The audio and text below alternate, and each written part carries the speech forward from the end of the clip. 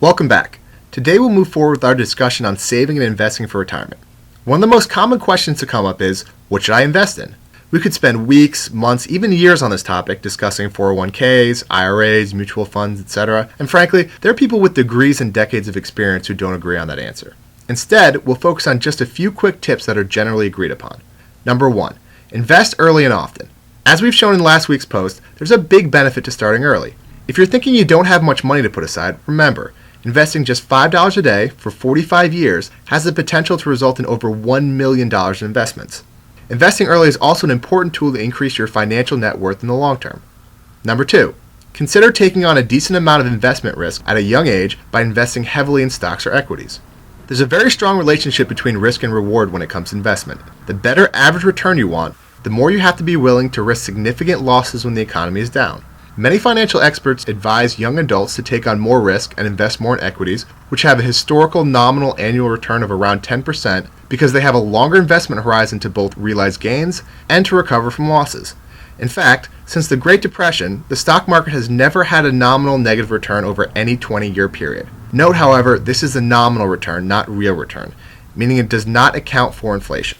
There are other factors to consider as well, like job security, family members that may be financially dependent on you, what other assets you have to deal with emergency situations, and of course your general tolerance or willingness to take on risk. Number 3, diversify. For those of you who might be thinking about investment for the first time, and may or may not have a confused look on your face, diversification is the idea that having a wide variety of investments will lower your risk of significant loss if any one of those investments falter.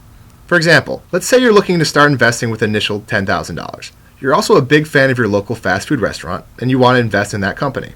If you put half of your investment money in that one company, and they soon after declare bankruptcy, you may have just lost $5,000.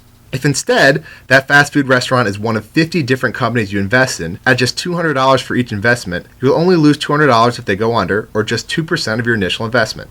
Many financial experts recommend investing in at least 25 to 30 different companies, preferably with very few of those investments in the same industry.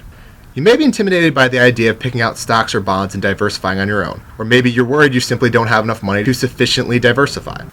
But luckily you don't have to. There are a number of investment vehicles that allow for proper diversification without you having to pick out individual investments, and often with an initial investment of less than $1,000. Mutual funds and ETFs are just a couple examples. Number 4, don't invest in what you don't understand. Do some research or contact a trustworthy professional before investing in anything, and be sure you understand exactly what you're doing with your money. Number 5, don't forget to put aside money in emergency savings. While it's important to invest money for the future, don't forget to hold some money in case of an emergency now. Some experts suggest saving as much as 3 to 6 months worth of expenses in a liquid account. What do we mean by liquid? Liquidity has to do with how easily something can be converted to cash without a significant loss in value. For instance, a savings account is very liquid. If you needed money in the next couple days, you simply need to go down to the bank and withdraw that money. Real estate, however, is very illiquid.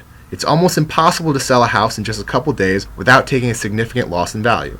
Liquidity is essential when you're putting aside money for a rainy day.